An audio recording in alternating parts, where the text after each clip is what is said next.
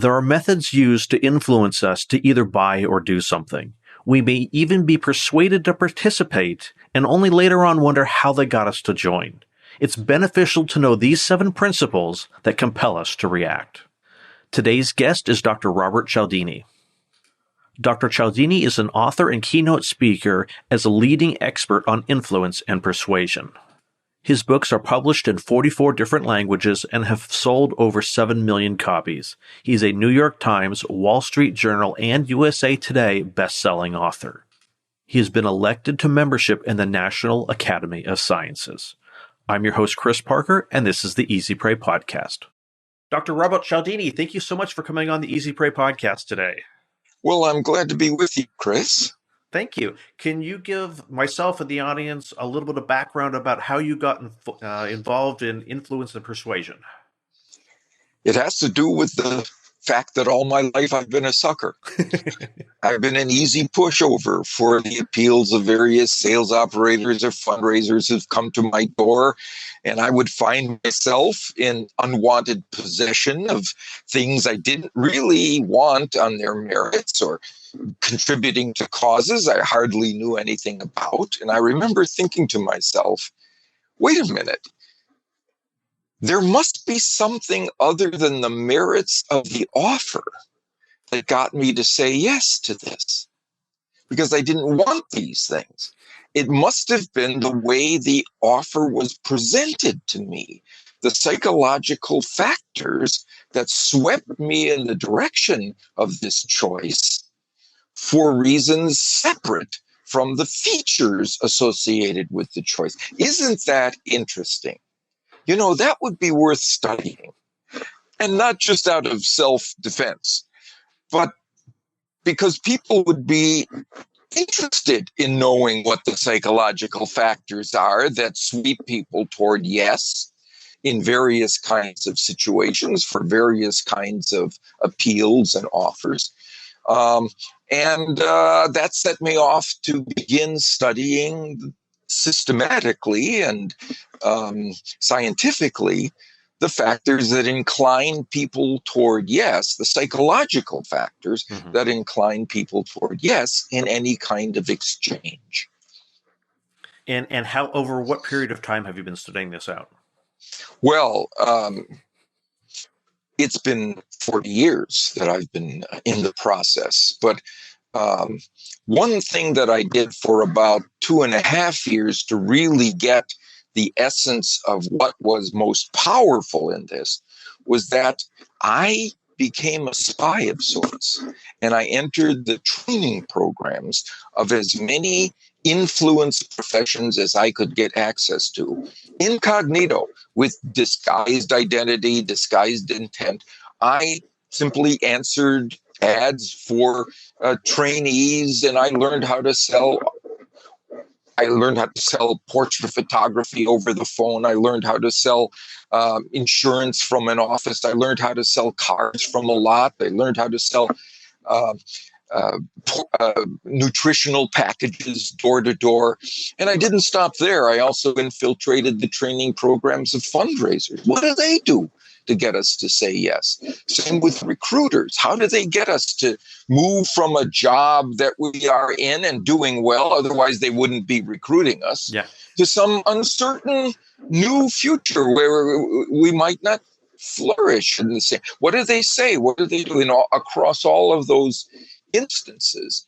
And I looked for the commonalities.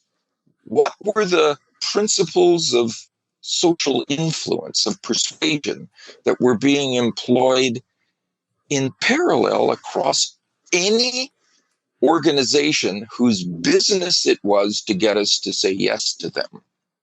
Right? And what surprised me was how small the footprint was. I only counted 6 universal principles of influence. And then I wrote a book on it, one of these principles to a chapter. Now, since I've written a revision of this, just came out this year, where I've added a 7th principle and also added how these principles are used on the internet and digital kinds of platforms to move us the direction of people who want us to say yes to them. So it's a brand new book, and I've added 220 pages, actually, wow. almost, yeah. So there's a lot of new research into the influence process, how it functions, why we're susceptible to it, and how people have been able to harness it for profit. Well, so let's talk about some of the ways that not your principles, but these principles are being used. Let's talk about what these principles are, how they're being used unethically, and how we can kind of resist those principles. Sure. We could start with the first, which is the Yes. principle of reciprocation. The one that says, and by the way, this principle exists in every human culture. There's not a single human society on earth that fails to train its members from childhood in this rule that says, I am obligated to give back to you the form of behavior you have first given to me. If you invite me to a party, I should invite you to one of mine. Yeah. You remember my birthday with a gift, I should remember yours. And if you do me a favor, Chris, I owe you a favor. And here's something that's true around the world. People say yes to those they owe. Yeah, that's very true. So what you see various kinds of practitioners of influence doing is first giving something that is designed to make us feel obligated to them or grateful to them. And then they ask for the thing they were interested in all along. Mm-hmm. I always tell the story in the book of the when I was traveling back, when I first was promoting the book, Hare Krishna organization would be in airports, and they would walk up to people and give them a book, the Back to Godhead magazine of the society, or sometimes it was a flower. Mm-hmm. And people would say, no, I don't want this here. And they wouldn't take it back. And they'd say, but if you'd like to give a contribution for the good works of the society, that would be greatly appreciated. And I started watching what they would do.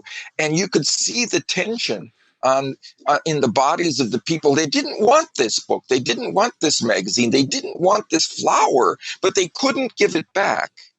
And so they would fish into a pocket or a person, give a couple of dollars, and then they were freed. Then they were released from the interaction and the obligation. And I followed them to see what they would do with the magazine or the book or the flower. They threw it in the first waste container they came to. And you know what the Krishnas did, who knew that this was the case? I would go pick it right out. They'd send one of their members on a garbage route. And they'd take that flower and they'd recycle it back through the process again. They knew that the power of the rule for reciprocity is potent. And so they used it to, I think, in this illegitimate way, because they weren't really giving anybody a gift. It was a strategy. Yeah. It was an artifice designed to get something in return. And I think I've seen kind of, I'll call it pseudo reciprocity, because I think it's a little bit backwards. I remember a restaurant that my wife and I went to, that we sat down, and the waiter came up, and before even taking our order, he asked, "Would you like a free dessert at the end of the meal?" And we're like, okay, yeah, sure. Yeah, okay. He goes, well, okay, open up your phone and give our restaurant a 5-star review.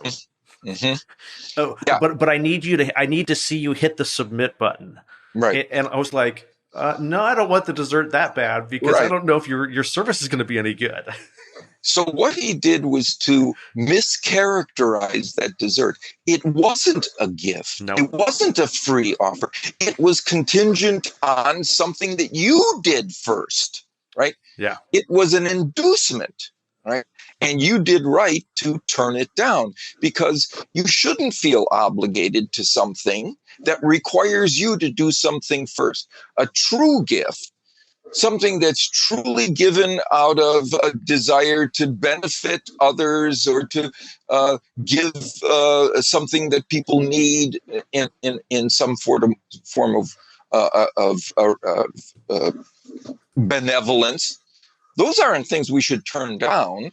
That's great. That's the way we exchange in our society. Yeah. People give and receive, and everybody gets something good. But if it's an if it's a device, if it's an artifice, here's what the rule of reciprocity says. You are obligated to give back to people what they have given to you.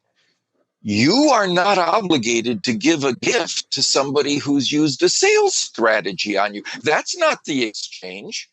It's only when there's been a genuine benefit that's been provided to you out of reasons that don't involve self-interest on the part of the gift giver, that you should feel, all right, in the natural exchange of goods and services, people who give to me should receive from me in return. Yeah. It's more of, if they happen to give me a piece of pie at the end of the meal, I'm much more likely to give that 5-star review. Right. Than if they tell me, I'll give you, if you give me the review, then you get the pie. Right. Exactly. So I guess the thing that we want to watch out for is people trying to reverse this and trying to, like, they're very clearly trying to get something from us as opposed to give us something. Right. We have to avoid people who are using this rule to trap us into compliance with their request or appeal.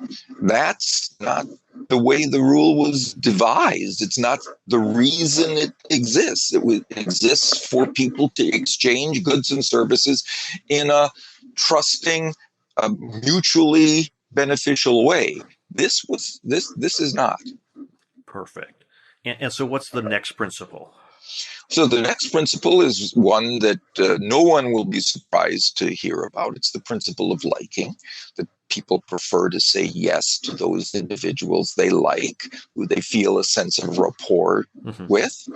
And so what you will find is people claiming to like you, or and they can do this by praising you, giving compliments of one sort or another. You know, there was the comedic actor McLean Stevenson. He was on MASH, the TV program MASH. He had a quote.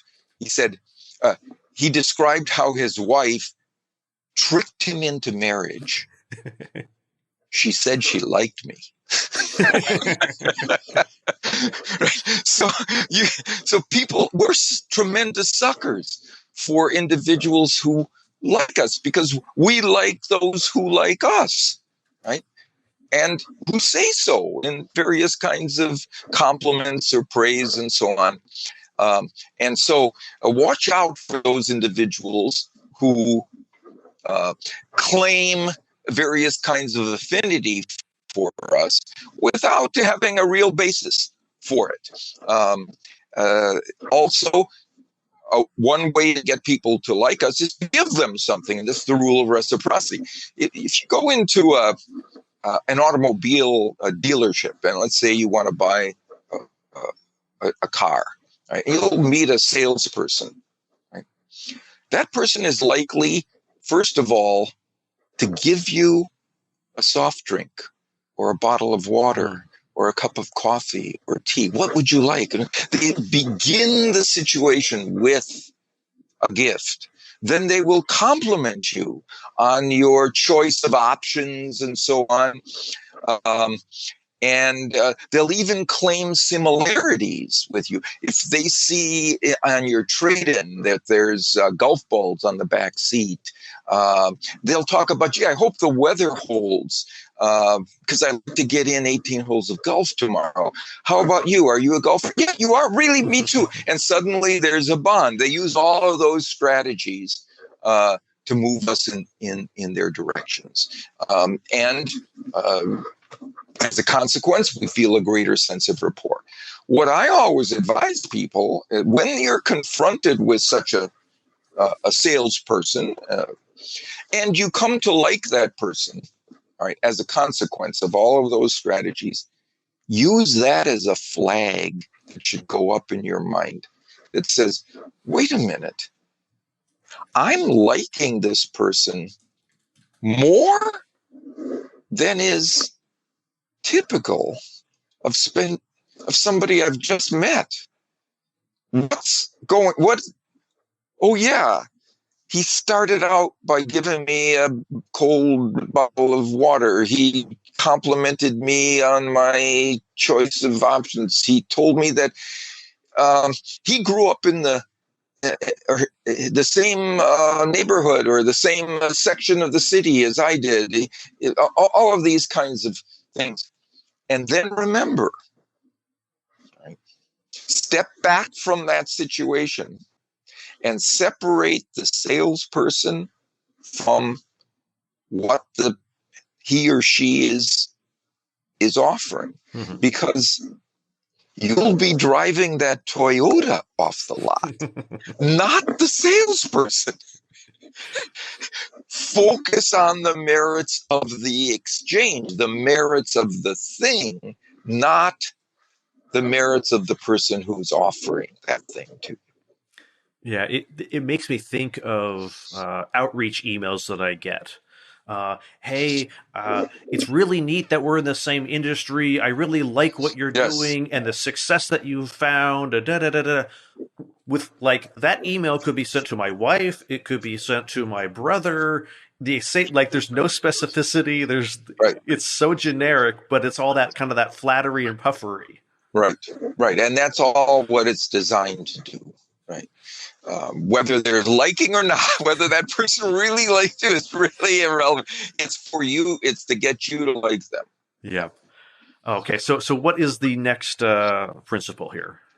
So the next principle is the principle of what we call social proof. The idea that if a lot of other people like us are doing something, choosing something, favoring something, it's probably something that it makes sense for us to do or choose or to favor, because a lot of people have essentially beta tested this for us. They've experienced it and they like it. So the 5-star ratings that we see on these various rating sites, or even on the sites that people who are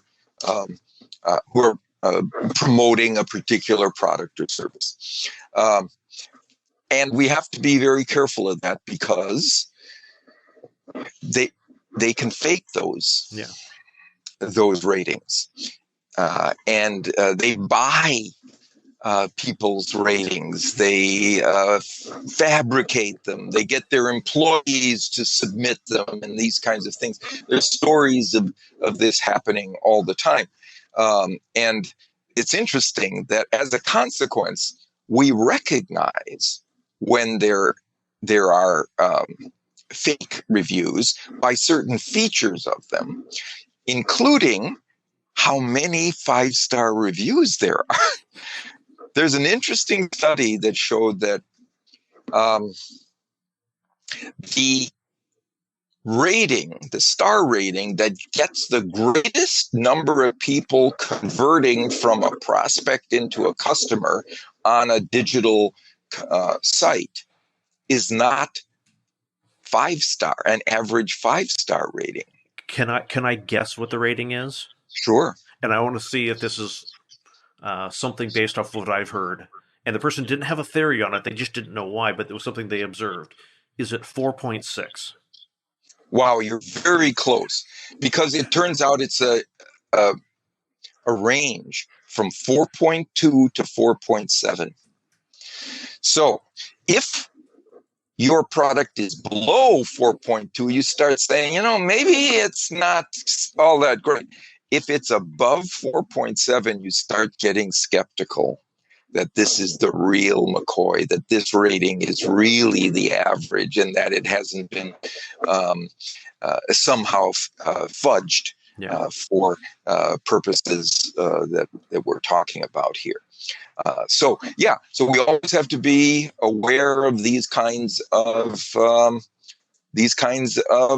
unethical approaches to the social proof process, the process of saying, look at all the people around me, like me, who have chosen this. This is probably a good thing.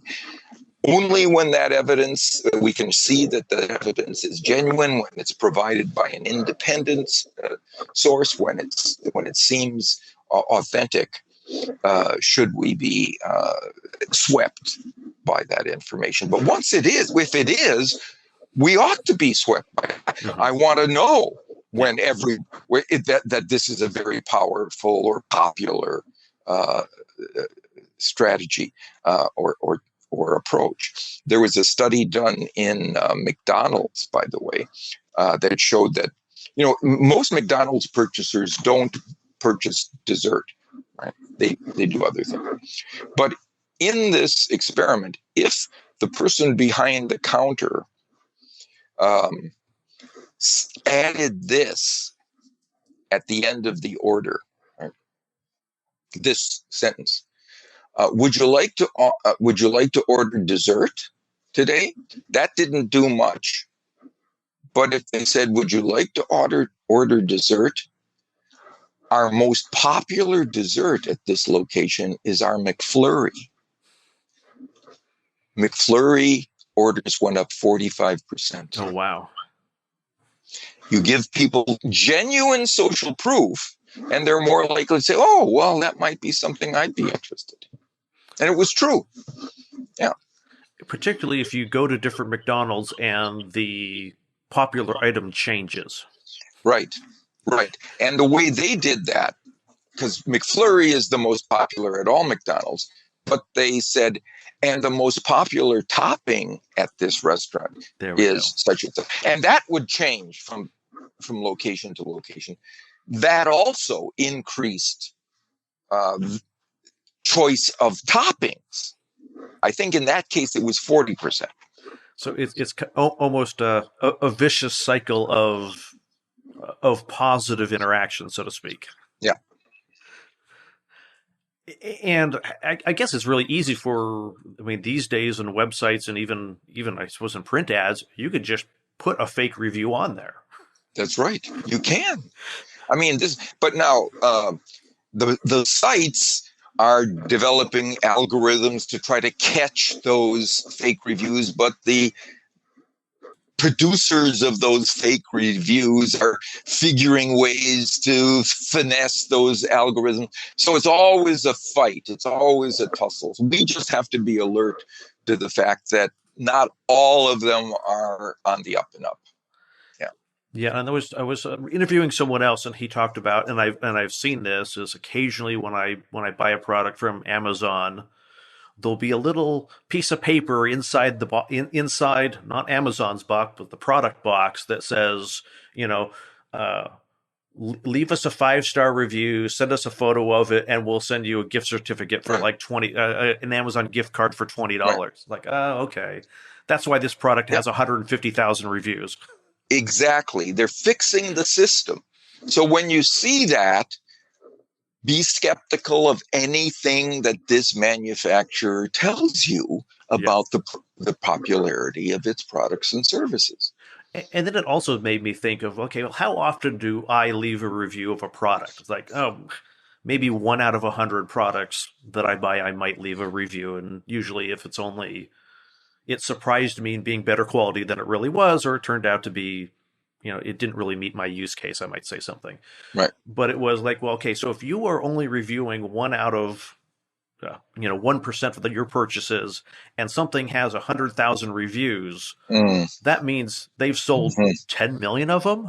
Right. If it's something that's not, that everybody doesn't have, you almost have to be suspicious because of the number of reviews also. We have to be detectives of deception, and these are the kinds of things we can look for.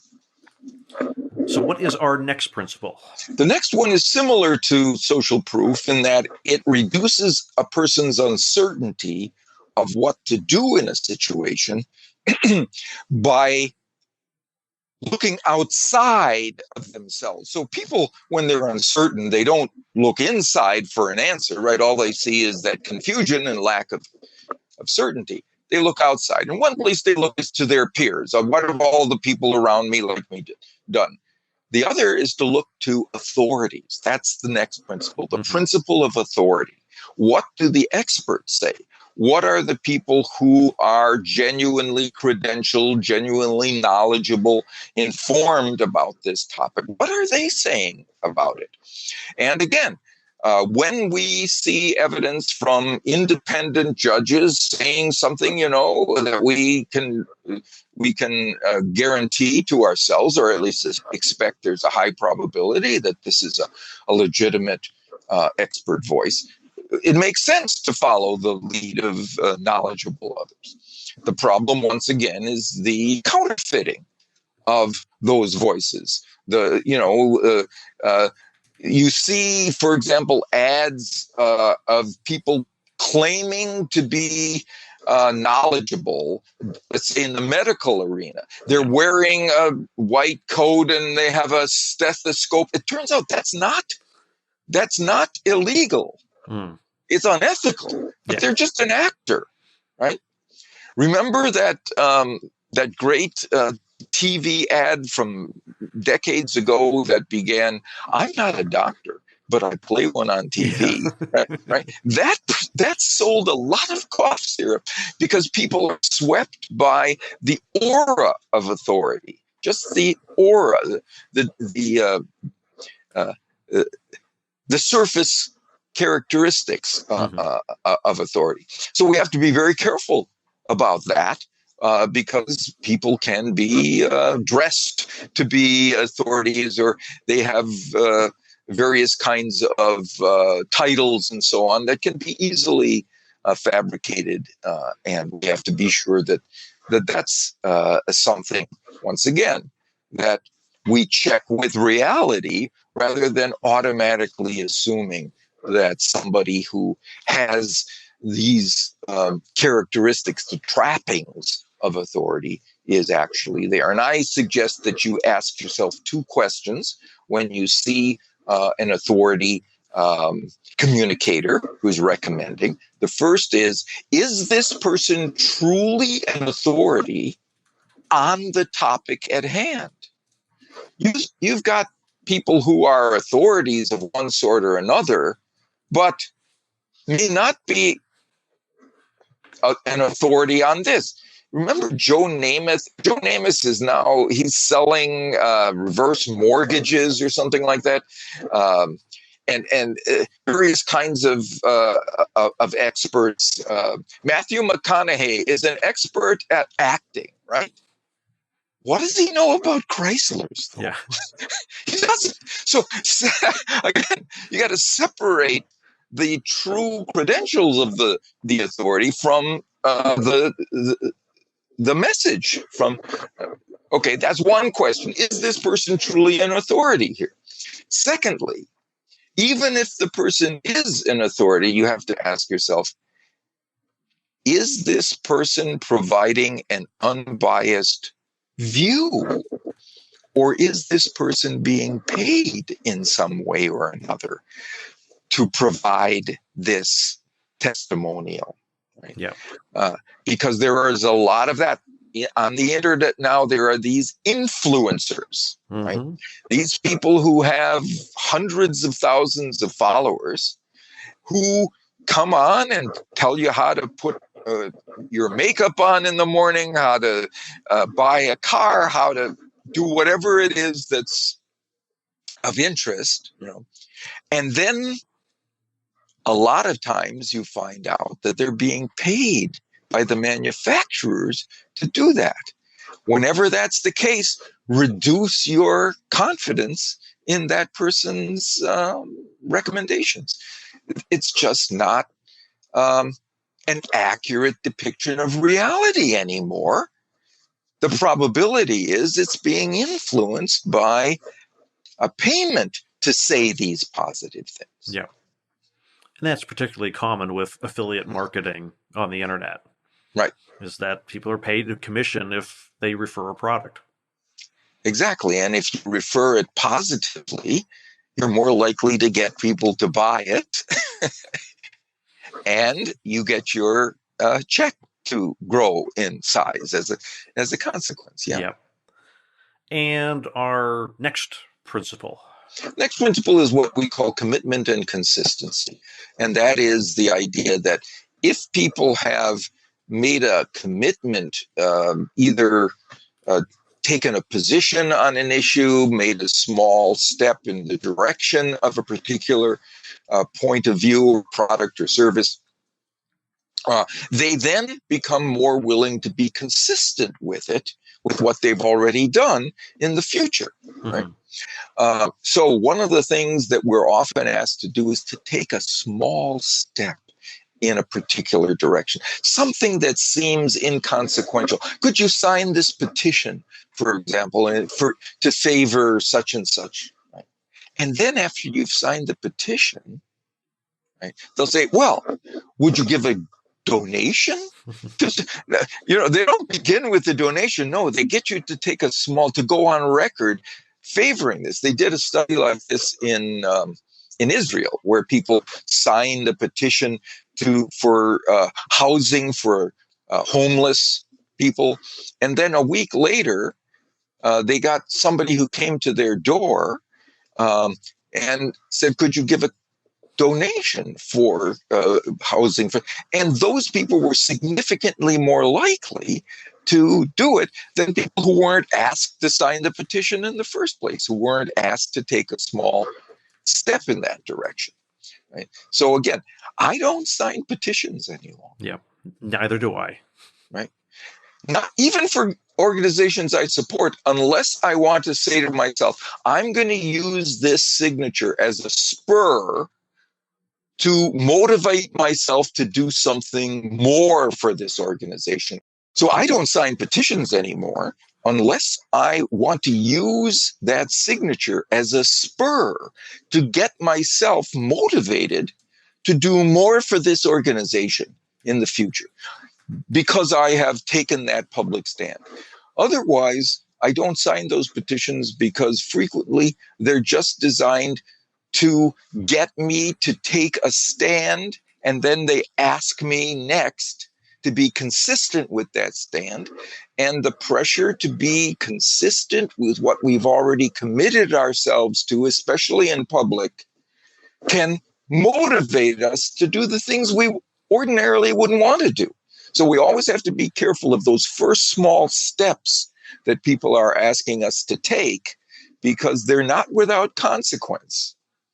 It might seem, oh, sure, I'll just sign this petition, get this person out of my face. No, there are consequences of that, internal psychological consequences that make us more likely to follow through.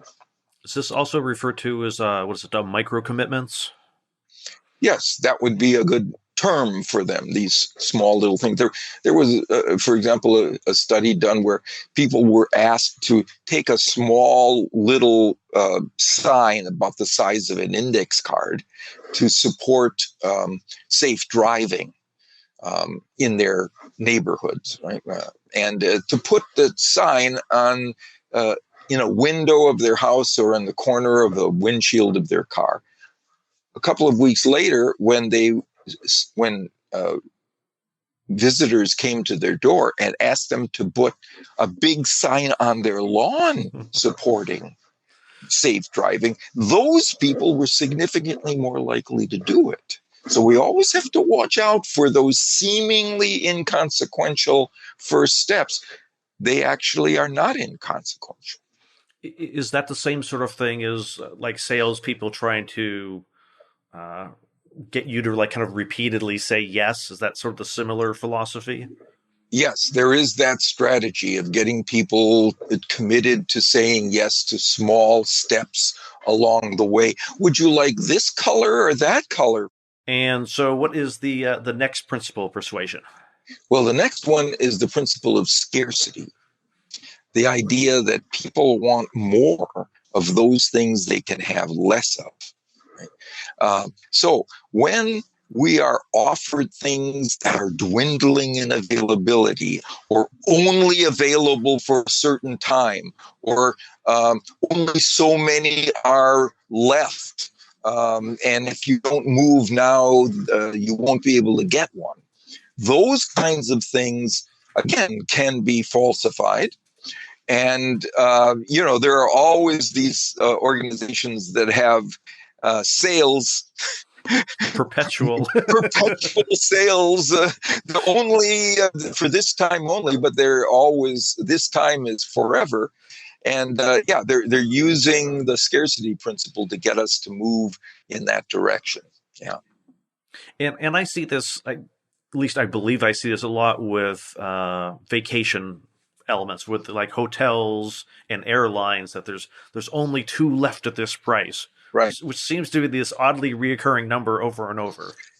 There's a company, a booking company called booking.com. They do hotel and airline bookings. And when they first started using the scarcity principle for hotel room bookings, they would give people evidence of what the price of this room was, right? And they would say, only 2 left at this price, right? And then they started adding competition for those 2. They would say, and there are 5 people looking at this room right now.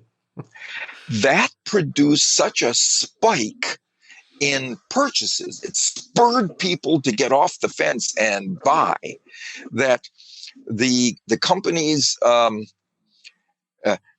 sales division sent an email to their technology unit saying there must be something wrong with the site, because we're getting so much business here that, like, we've never seen this much business.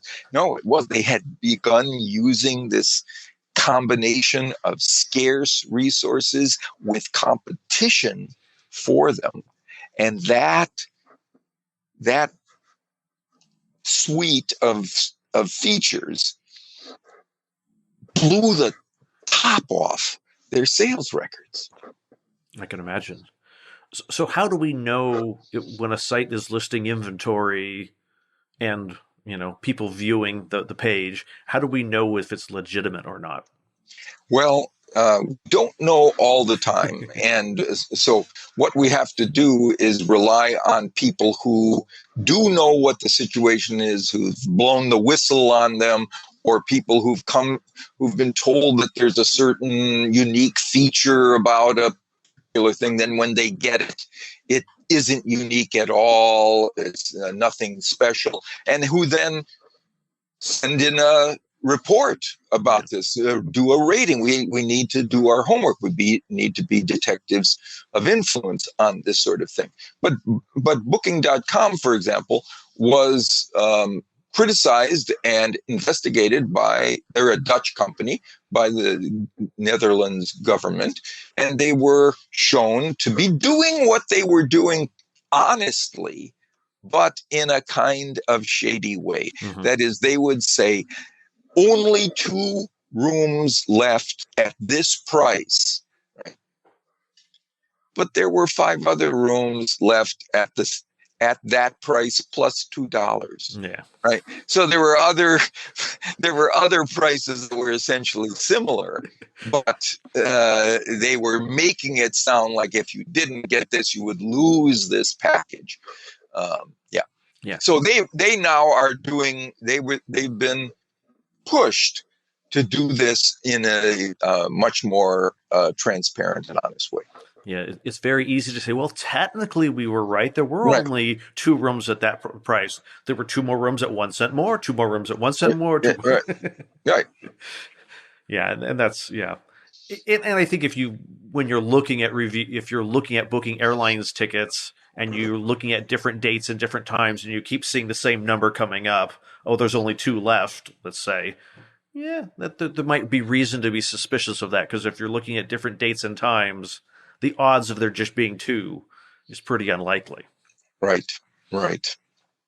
And so I know that you've now added a seventh principle with the next edition of the book. What is the seventh principle? It's what we call the principle of unity, which has to do with um, the perception that on the part of people who receive a communication, that the communicator is one of them, is a member of a group that they use to define themselves, right? It can be residents of a particular community. It can be people of a particular political party. It can be people of a particular religion and so on, where you use these things. These are the things that you use to define your identity. And these people will tell you, I'm one of you. I'm not just similar to you. I'm of you. I'm one of you. Right? And once people believe that, they're much more likely to favor those individuals who share that that category membership. So, for example, I found myself doing something like this a while ago when, I grew up in Wisconsin, and the NFL football team in Wisconsin that everybody knows is the Green Bay Packers, and I've always been a Packer fan. Well, a while ago, I was reading a newspaper article that listed the favorite NFL teams of various celebrities. Mm-hmm. And I learned that Justin Timberlake and Lil Wayne were both avid Packer fans. And Chris, I immediately thought better of their music. And I wanted them to be more successful in the future. They were one of us, right? So we have to watch out for people who are making these claims. And the way that they often do it is to, find out what our identity, what of our strong identities are, and then claim to be a member. Mm-hmm. This is what happens with affinity scams, for example. These kind of situations where people will cheat members of their group, right? Baptists, Catholics, Italian Americans, Armenian Americans, Republicans, whatever it is, these people will claim to be of you, get your sense of unity with them, and then inside the boundaries of what I call the we groups, these are people that we use to describe we use the pronoun we to describe who we are. Those people then get favored by us.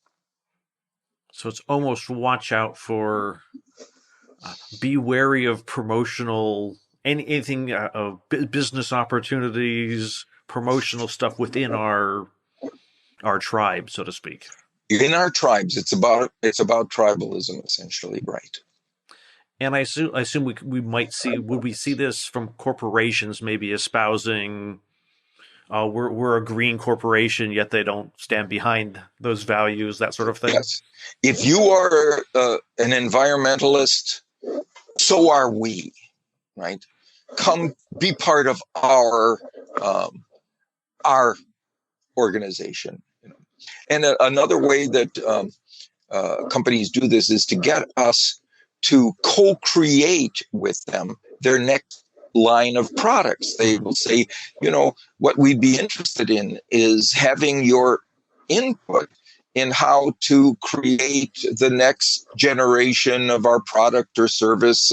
What features would you like to see? Please give us your input. Well, what that does is to create a sense of we-ness, a cooperative, collaborative sense of togetherness with that company. And what you find is that co-creation produces very large increments in customer loyalty and satisfaction with the company. even if the company goes with, I'm going to make this up, even if the company goes a different direction than a bulk of the input? Well, it's that they are, yes. I mean, I don't think I've seen the study that breaks that out, but what they say is that the act of being a partner with, the act of collaborating with, causes people to feel a greater sense of we-ness, of unity, Mm-hmm. um, short of the consequences yet. But just that act produces it. I was had a recent interview with Chris Kirsch about pickpocketing, Mm. and one of the things that he talked about was when you're out in public and in a tourist in some place, when someone comes up and stands next to you, Mm-hmm. and hey, I'm trying to figure out how to get here. That act of Mm. standing next to you is what like family does, and now you're Right. collaborating, trying to find this person their destination while they're taking their wallet from you, You because know, they've now been a part of that we and are physically closer to you than yes. you would let someone else be to you. And also that you are helping them, you're collaborating, you're partnering with them toward these goals, and that you're one of the we.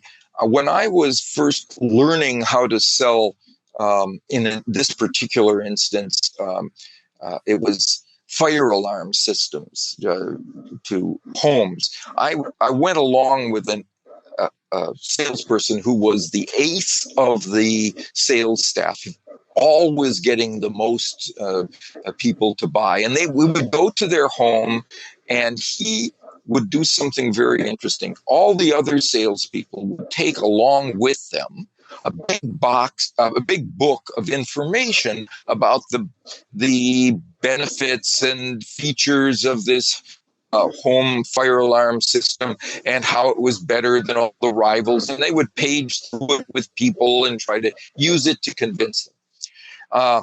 This guy would leave it in the car. And then he would come in and he'd introduce himself and he'd say, I want to give you a little test about fire safety in the home. Would you mind taking the test? And while they were taking the test, he would say, oh, I forgot something. There's a book of very important information in the car. Would you mind if I let myself in and out of your house to get it? Right. Sometimes that involved giving him a key to their front door. And because they were involved in the test at the time, taking the test, they said, here, yeah, fine, good. And I asked him about it afterwards. And the first two times, he wouldn't tell me what he was doing. And then finally, when I persisted, he said, Bob, listen, who do you let in and out of your house? Only people you feel connected to, right? Your family, your friends, your relatives. I wanted to be in that group. In their minds. So it's kind of like standing next to somebody, but a different form of getting them to see you as characteristic of the people that they see as a we, within a we group. So it's watch out for people inserting themselves into your tribe. Exactly. Claiming to have membership in your tribe. Yeah. Particularly only after you've mentioned that you're part of a particular tribe. Right. Or they've looked you up on the internet, and so on. Yeah. And come to see what where the groups are that you belong to, and so on. Veterans groups or religious groups or political groups and so on. And so they walk in and see a Green Bay Packers. They see the cheesehead in the corner. Right. And now I know who know who my favorite football team is. Right. You're from Wisconsin. My wife's from Wisconsin, and she's a big Packer fan. And of course, I am too now. That sort of thing. I have seen the same sort of thing in LinkedIn connection requests. Oh, my brother is from the same city that you're from, and I'm like, why would you like? My initial thought was like, why would I care that your brother grew up in my town? What does that have to do with you? Yeah. Yes. Good point. But we don't think about that typically unless we step back from the situation and review it. And the unfortunate thing is that's unfortunately the way I look at all like LinkedIn requests. Anytime someone sends me a request and they want to connect with me, I always think, well, why do you want to connect with me? Are you trying to sell me something? Yeah. Are Right. you? It's that why always triggers in my head of, and the more generic or the more sometimes even the more specific the request is, the more suspicious it is to me. Right. Right. So, if people want to learn more about ethical influence, what kind of, I know you've got your book, but you guys have seminars or anything like that? We do. We have online seminars regarding ethical influence, and we've got more than one book, but they can certainly get information about all of that on our website, influenceatwork.com. It's also a place where, by the way, we just had this morning come out a Harvard Business Review online article about how to use these 6 principles of influence to protect your organization against online hackers. Oh, awesome. Yeah. Be sure that you protect yourself against the strategies that they could use that would lead to these kinds of digital attacks on your organizations. Oh, we'll definitely link to both of those resources Yeah. in our show notes. So, for example, it's on all our social media, Twitter at Robert Cialdini, and so on. Awesome. Bob, thank you so much for coming on the Easy Pray podcast today. Well, I enjoyed it, I have to say. Thank you. Thank you for listening to this episode of the Easy Pray podcast. If you found something in this episode intriguing, please leave a review at easypray.com/review.